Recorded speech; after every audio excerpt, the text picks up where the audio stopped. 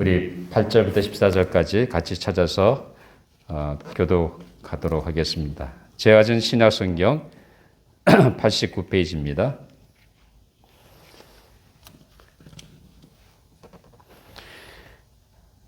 제가 먼저 8절 읽습니다. 그 지역의 목자들이 밤에 밖에서 자기 양떼를 지키더니 주의 사자가 곁에 서고 주의 영광이 그들을 두루두루치매 크게 무서워하는데 전사가 이르되 무서워하지 말라. 보라, 내가 온 백성에게 미칠 큰 기쁨의 좋은 소식을 너희에게 전하노라. 오늘 다윗의 동네에 너희를 위하여 그가 나는 곧 그리스도 주시니라.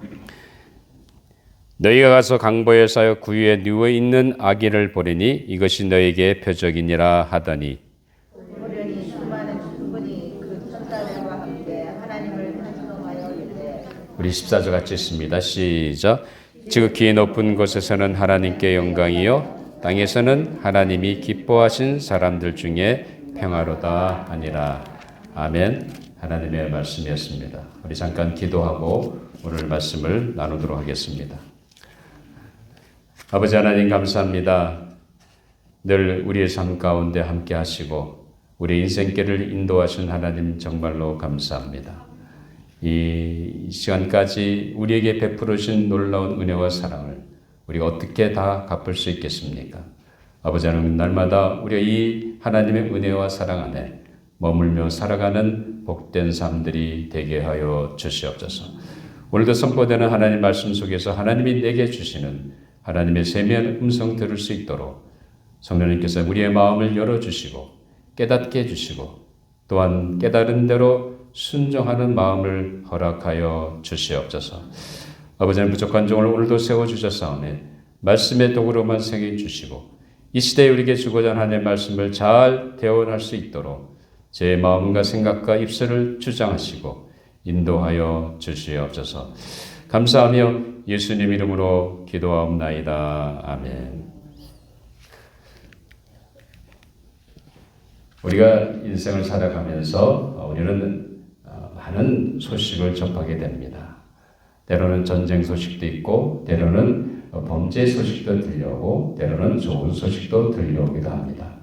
최근에 우리 한국 축구 대표팀이 월드컵 예선전에서 몇 등을 했죠? 1등 했죠. 이란을 2대0으로 물리치고 1등 했습니다. 들으면 좋아요, 안 좋아요? 좋죠. 우리 조국 대한민국이 어딜 가든지 우리 한국의 이름이 드러나는 건 얼마나 좋은지 모릅니다. 우리 이렇게 살면서 좋은 소식도 듣기도 하고 나쁜 소식도 듣기도 합니다. 근데 이 세상에서 우리 인류가 역사 속에서 가장 기쁜 소식이 여러분 뭐라고 생각하십니까? 뭐가 제일 기쁘다고 생각하세요? 예수님 오신 것이죠. 그렇죠. 세상에서 이 죄악 가운데 간영하고 죄 가운데 빠져있는 인간들에게 그것처럼 귀중한 소식이 없습니다. 주님께서 이 땅에 오시지 않았다고 한다면 우리 인생은 여전히 죄로 말미암아 방황하고 죄로 말미암아 비참한 삶을 살 수밖에 없었던 우리의 운명입니다. 그런데 놀라운 것은 뭐냐면 여러분들이 아마 잘 아는 아마 수도 없이 많이 들었죠. 성탄절 되면 꼭 듣는 말씀 중에 하나가 오늘 본문의 말씀 아닙니까? 그렇죠? 자, 이 본문의 말씀을 가지고 오늘은 십자가 삶의 시작이 바로 구유라고 하는 그런 제목으로 함께 은혜를 나누려고 합니다. 자, 예수님은 분명하게 이 땅에 오신 자신이 오신 목적이 무엇인지를 우리에게 분명하게 말씀해 주셨습니다. 아마 여러분들이 이 요한복음 제가 늘 말씀을 증거할 때마다 자주 반복하는 말씀이죠. 우리 한번 요한복음 10장 10절 말씀 같이 한번 시작. 도둑이 오는 것은 도둑질하고 죽이고 멸망시키는 것뿐이요 내가 온 것은 양으로 생명을 얻게 하고 더 풍성히 얻게 하라는 것이라. 여러분, 이 땅에 예수님께서 오신 목적은 무엇입니까? 자, 죄로 말미암아 또 주인이 없어서 방황하며 유리하고 있는 그 양떼들을 향해, 그 방황하는 그들을 향해서 예수님은 생명의 길로 인도하기 위해 오셨다는 겁니다. 다시 말하면 죄로 말미암아 하나님의 심판받고 죽을 수밖에 없는 그런 인간들을 불쌍히 여기셔서 그들을, 그 영혼들을 살리시기 위해 주님이 이 땅에 오셨다는 겁니다. 우리에게 생명을 주실 뿐만 아니라 더 나아가서 더 풍성한 삶, 정말로 하나님께서 예비하신 생명의 길로 나아가게 하기 위해서 주님은 이 땅에 오셨다는 것을 분명히 말씀하고 계십니다. 자, 그런데 그 목적을 위해서, 자, 예수님께서 이 땅에 오셨는데, 우리 오늘 본문의 말씀, 우리 누가복음 2장 10절에 있는 말씀 같이 한번 보죠. 10절 시작. 천사가 이르되 무서워하지 말라. 보라, 내가 온 백성에게 미칠 큰 기쁨의 좋은 소식을 너에게 전하라. 여러분, 여기 보면 큰 기쁨의 좋은 소식이라고 했습니다. 좋은 소식 중에도 아주 큰 기쁨을 선사하는 소식이라는 겁니다. 여러분, 이 세상에서 죄로 말미암아 죽을 수밖에 없는 우리 인간들에게 이것처럼 가장 소중하고 귀하고 기쁜 소식이 어디 있겠습니까? 그것은 다른 것이 아니라 이 땅에 우리 인간의 죄를 위해서 구세주가 탄생했다는 엄청난 소식이었습니다. 여러분, 그 당시에 듣지 못했지만 그 당시 들판에서 양떼를 지키던 목자들에게 천사가 나타나서 말하는 거예요. 자, 그러면서 무슨 얘기합니까? 그 다음 절을 보죠. 11절 시작. 오늘 다윗의 동네에 너희를 위하여 구주가 나셨으니 곧 그리스도 주시니라. 분명하게 천사는 그 들판에서 양떼를 지키던 목자들에게 무슨 얘기를 합니까? 그 큰 기쁨의 소식이 다른 것이 아니라 이 땅에 누가 태어났다고요? 바로 구주가 나셨다는 겁니다. 기름 부음 받은 메시아 되시는 바로 그리스도라고 하는 그분이 이 땅에 태어났다는 사실입니다. 이 엄청난 소식을 우리 목자들이 처음 들었다는 사실입니다. 세상의 어느 누구보다도 제일 먼저 들은 사람들이 그 사람들이에요. 여러분, 예수님께서 이 땅에 오신 것은 다른 것이 아닙니다. 바로 우리의 인간의 죄로 이 말미암아 죽을 수밖에 우리를 살리기 위해 주님은 이 땅에 오셨습니다. 우리를 건지시기 위해, 우리가 죄로 말미암아 멸망당할 수밖에 없는 그 엄연한 현실 앞에 우리를 멸망하도록 내버릴 수 없는 하나님의 사랑이 바로 그리스도를 이 땅에 보내게 하셨다는 사실입니다. 여러분, 한 인류가 구원하기 오신 구세주의 그 탄생을 보면 뭐라고 합니까? 오늘 여러분, 만약에 적어도 만왕의 왕이 되시고 만주의 주가 되시고 하나님의 아들이라고 한다면, 그 아들이 탄생한다면 어떻게 탄생해야 되겠습니까? 네? 우리 해야 되잖아요. 여러분, 사우디아라비아 왕자 가문에 아들이 태어나면 어디서 태어나겠습니까? 네? 네? 네? 궁에서 태어나요? 병원에서 태어나죠. 그렇죠? 아무리 가난해도 아기가 어디서 태어나요? 병원에서 태어나죠. 물론 때로는 이런 일이 있죠. 갑자기 진통이 생겨서 콜택시인가 택시를 타고 가다가 아기를 낳는 경우도 있고, 또 비행기를 타고 가다가 갑자기 진통이 생겨서 아기를 낳는 경우도 있죠. 그런 피치 못할 경우를 빼놓고는 대부분 아이를 어디서 낳습니까? 병원에서 낳죠. 왜 그렇습니까? 그래야 아기가 건강하게 태어나고 산모도 건강해지잖아요. 주변이 청결하고, 그리고 이 애가 나올 수 있도록 도울 수 있는 의사와 간호원이 있잖아요. 자, 분명히 한 생명이 태어나는 데는 지금까지 우리의 인류 역사에서 보면 다 누군가 옆에서 그 태어나는 아기를 받고 준비했습니다. 그야말로 아기가 태어나는 그곳은 정결하고 깨끗해야 합니다. 그런데 예수 그리스도의 탄생의 환경은 어떠했습니까? 물론 그 당시 머물 사관이 없어서 말구유에서 났지만 말구유라는 것이 어떤 곳이에요? 마을간 아닙니까? 마을간이 깨끗해요? 아니죠. 주변에 모천지예요. 두 가지죠. 하나는 예, 둘째는 지푸러기들 아니에요. 그럼 얼마나 불결합니까? 거기에 갓난에 막 태어난 아기가 태어난다 한다면 그 쉬운 환경이 아니잖아요. 그 말구유라는 게 이놈이 옛날에 저는 농촌에서 살지 않았습니다만 여름이면 이제 저희 큰 집에 문경에 가면 마성에 가면 가수원 있고 이제 그 소가 있잖아요. 그 소 마구간에 뭐라 그러지? 그 나무같이 삼각형 받침대 같이 돼 있는 거기에 여물을 주잖아. 여물통 같은 거. 또 그런 곳에서 예수님이 태어난다는 거예요. 얼마나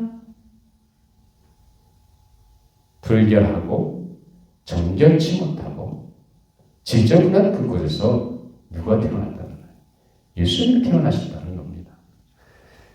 여러분 오늘 본문 12절에 가보면 오늘 본문에서 누가는 무슨 얘기를 합니까? 같이 시작. 너희가 가서 강보에서의 구유에 뉘어 있는 아들 보르니 이것이 너희에게 표적이니라. 왜 구유에 뉘어 있는 우리의 죄를 위해서 오신 구세주의 탄생이 왜 이 성경은 표적이라고 얘기하고 있습니까? 여러분 예수님께서 이 땅에 오신 목적은 다른 것이 아니라 무엇입니까? 우리 죄를 살리시기 위해 오신 것입니다. 그러면 왜 구유에 태어난 것이 왜 표적이 됩니까? 우리 인간의 죄를 살리시기 위한 바로 그것은 다른 것이 아니라 뭡니까? 바로 예수님이 가시는 길은 무슨 길이에요? 십자가의 길 아니에요. 그 십자가의 길을 가기 위해서 예수님은 병원에서 태어난 것도 아니고 가정에서 태어난 것도 아니고 말구유에서 태어났다는 사실입니다. 여러분 우리는 어느 한순간도 예수님께서는 어느 한순간도 자신이 이 땅에 오신 목적을 결코 놓치지 않으셨습니다. 어디를 향해서 가셨어요? 예수님은 우리 죄를 대신하기 위해서 그 30여 년 동안의 삶을 사셨습니다. 어느 한순간도 예수님은 거기서 벗어난 적이 없습니다. 주님은 바로 우리 죄를 대신하시기 위해 이 땅에 태어나셨고 33년 동안 사시는 동안 그것을 향해 달려갔다는 사실입니다. 그리고 마지막 순간에 뭘 했습니까? 바로 십자가 위에서 처형당하시는 그 형벌 앞에서도 예수님은 묵묵히 그 형틀을 받으셨다는 사실입니다. 왜 그러셨습니까? 바로 그 길만이 우리를 죄에서 건질 수 있는 유일한 해결책이었기 때문에 주님은 그것을 하셨다는 사실입니다. 그러니까 쉽게 얘기하면 십자가의 삶의 시작이라고 하는 것은 말구유에서 시작됐다는 겁니다. 주님 분명히 하늘 보좌를 버리시 이 땅에 오신 그 자체는 바로 무엇입니까? 십자가를 지기 위해 오신 것입니다. 그렇기 때문에 주님이 십자가의 삶의 시작은 다른 데 있는 것이 아니라 바로 구유에서 출발했다는 사실입니다. 그러면 우리가 이 십자가의 삶의 시작인 구유를 도대체 우리 인생에 무슨 의미가 있다고 생각하십니까? 첫째는 구유는 자신을 비우심의 상징입니다. 여러분 예수님께 이 땅에 태어났을 때 정상적으로 아니면 평화스럽게 가정에서 태어나셔도 되는데 왜 하나님은 특별히 예수님을 하필이면 마구간에서 태어나게 하셨을까요? 하나님한 그런 능력이 없으셔서 그 당시에 사람들이 호적등본하러 베들레헴 너무도 많은 사람들이 모여서 사관이 없어서 어쩔 수 없이 그렇게 된 겁니까? 아니죠. 하나님의 계획 가운데 그렇게 하셨다는 거예요. 하나님이 정말 원하셨다고 한다면 편안하게 얼마든지 가정집에서 태어나게 하실 수 있으셨습니다. 하나님 분명히 그걸 하실 수 있는 분명한 권능의 하나님이시죠. 능력의 하나님이십니다. 그런데도 하나님은 그것을 허락하셨다는 겁니다. 왜요? 십자가의 삶의 시작은 바로 비움에서 시작되기 때문입니다. 비우지 않고는 십자가를 질 수가 없다는 사실입니다. 여러분, 세상에 어느 부모가 자기가 자녀 태어났는데 말 구위에서 태어나게 하겠습니까?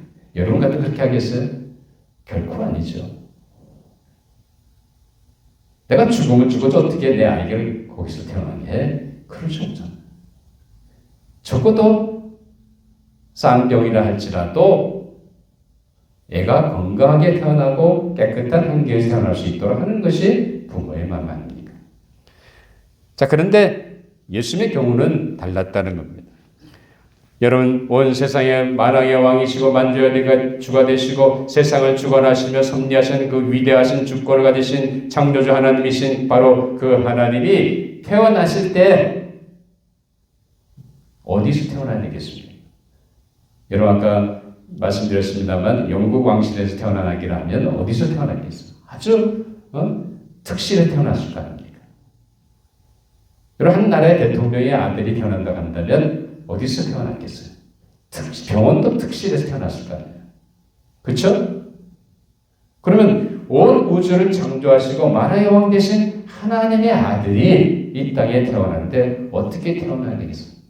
세상적으로 인간적으로 말하면 당연히 화려하고 의리하고 좋은 곳에서 럭셔리한 곳에서 태어나셔야 되지 않습니까? 그런데 그렇지 않았다는 거예요. 왜 그렇습니까? 바로 십자가의 삶은 비우심에서 출발하기 때문에 그렇습니다. 십자가는 그냥 찌는 것이 아니에요. 십자가는 내가 내 마음을 비워야 됩니다. 여러분, 내 권리를 주장하고 내가 할 수 있는 것을 다 요청하고 내 소유를 주장하고 내가 한다고 한다면 우리는 어느 한순간도 주님이 가신 십자가의 길을 갈 수 없습니다.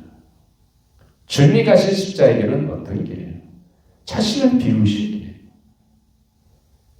여러분, 예수님이 이 땅에 인간이 오신 다른 것이 아니라 우리를 죄에서 건지시기 위해 오셨습니다. 그 목적을 위해서 예수님은 자신을 비우셔야 했다는 사실입니다. 하나님이신 그분이 인간의 육신을 입고 오신다는 그 자체가 자신을 비우시는 것입니다.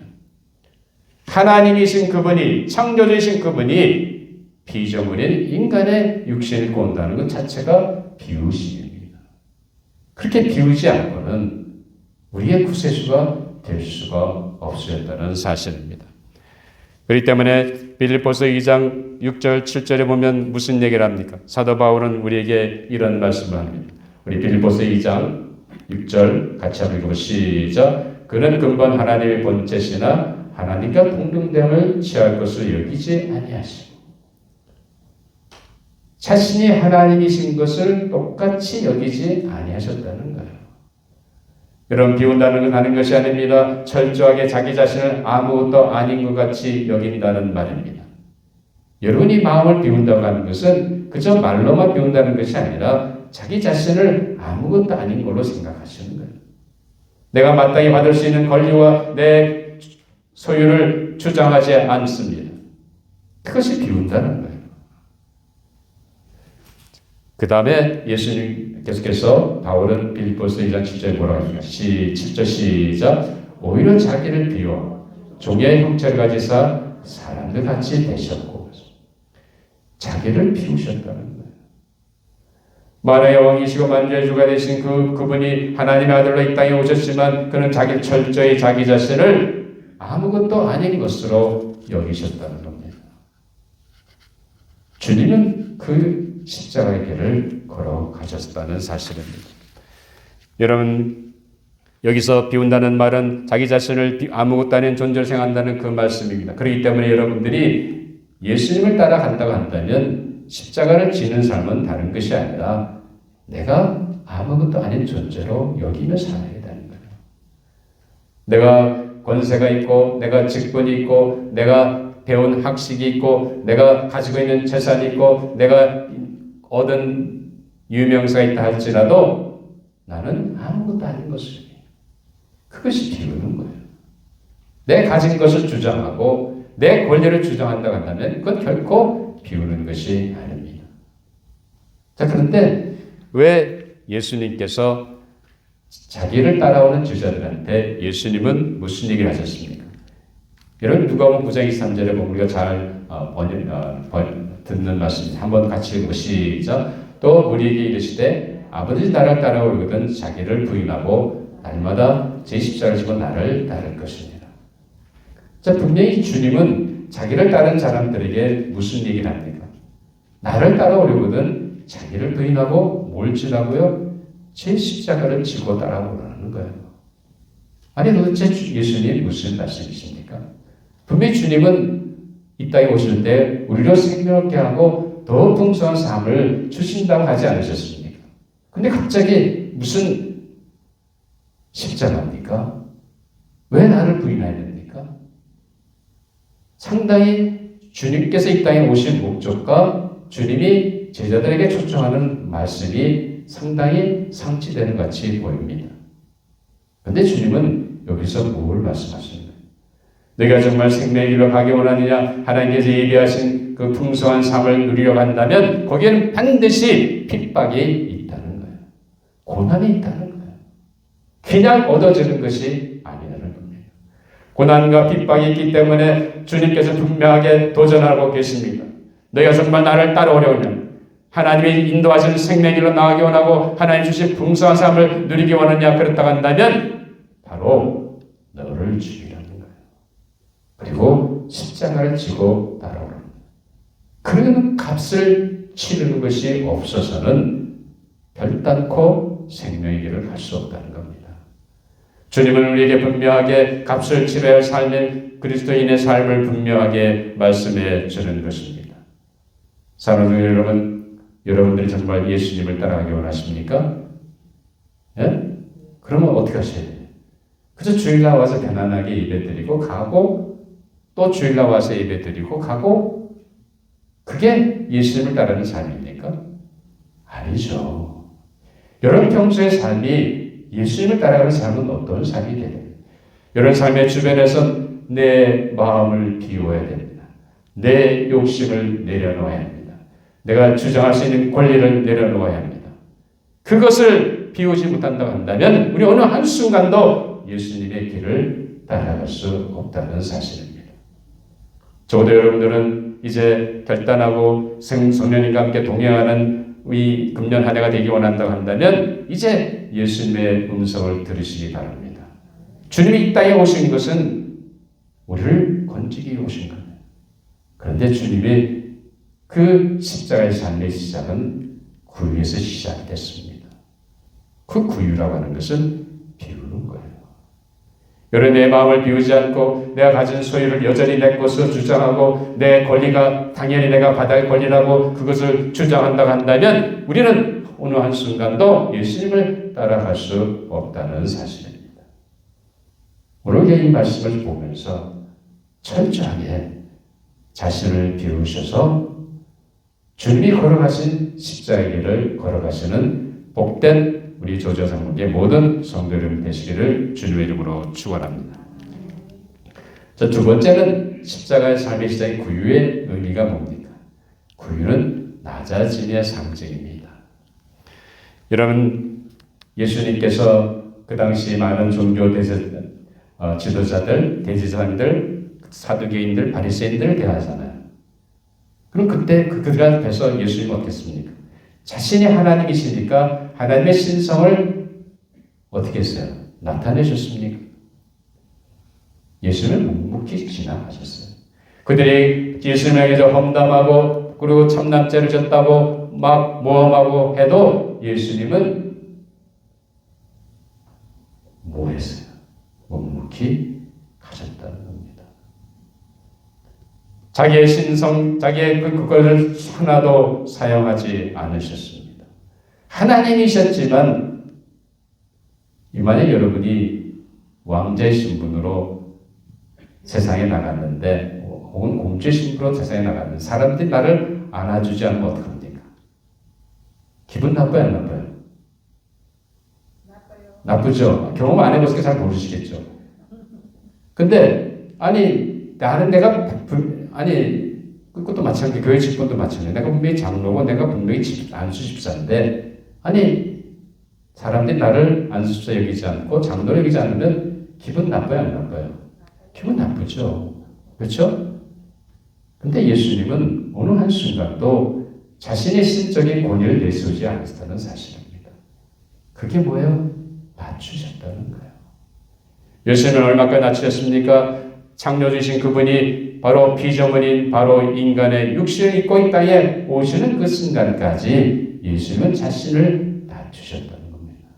가장 낮은 자리에 그 위에 태어나신 것 시작해가지고 그렇게 낮아지시다는 겁니다.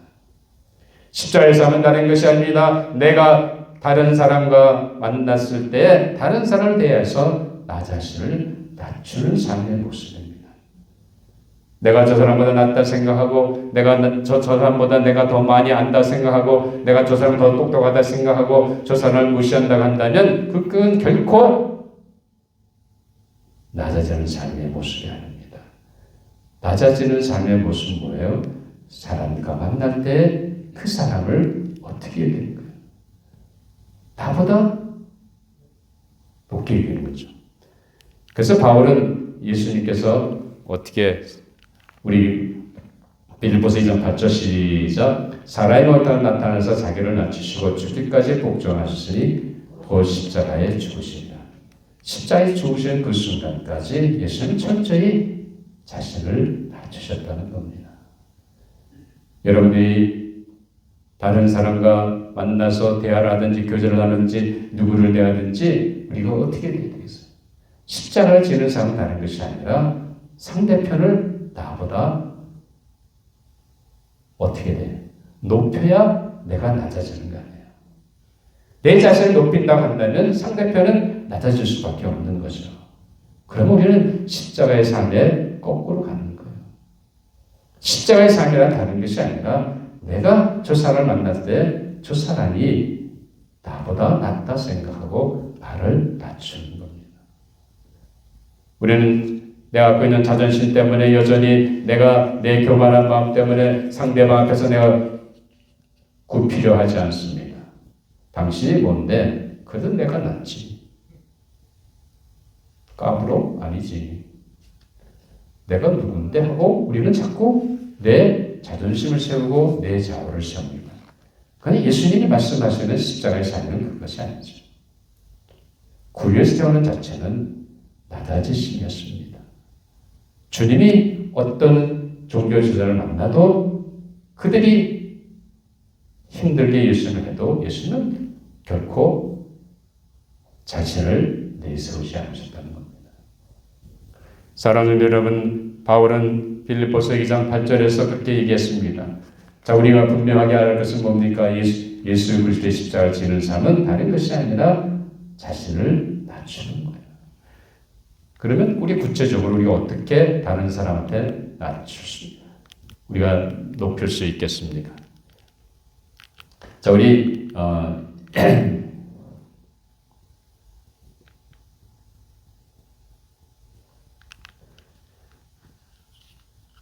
여러분들이 다른 사람들을 나보다 낮게 여길 때 우리는 십자가를 지고 갈 수 있습니다.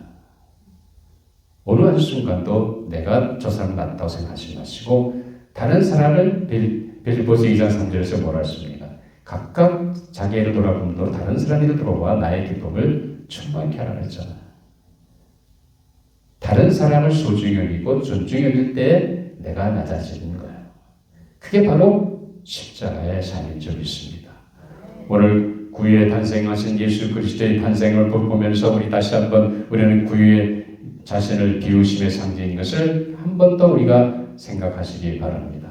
그리고 구유라고 하는 것은 바로 낮아지심의 상징이에요. 그래서 여러분 삶 가운데 정말 예수님을 믿고 따라간다고 한다면 주님이 걸어가신 십자가의 길을 걸어가야 됩니다. 그것은 다른 것이 아니라 나를 비우고 나를 낮추고 다른 사람을 세우고 주님이 걸어가신 십자가를 통해서 하나님의 귀하게 쓰임받는 우리 모든 조자장로교의 성도 여러분들이 되시기를 주님의 이름으로 축원합니다. 기도하겠습니다. 아버지 하나님 감사합니다. 우리로 하여금 구유 탄생의 깊은 의미를 깨닫게 해주시니 정말로 감사합니다. 주님이 땅에 구유에 탄생하신 것은 십자가의 삶의 시작인 것을 알았습니다. 이제 저희들도 주님이 걸어가신 그 십자가를 가기 위해 우리 각자가 자신을 비우게 해주시고 늘 다른 사람을 앞에서 자신을 낮추고 다른 사람을 높이는 가운데 주님이 걸어가신 십자가의 길을 걸어가는 아름다운 믿음의 성도들이 되게 하여 주시옵소서. 감사하며 예수님 이름으로 기도하옵나이다. 아멘.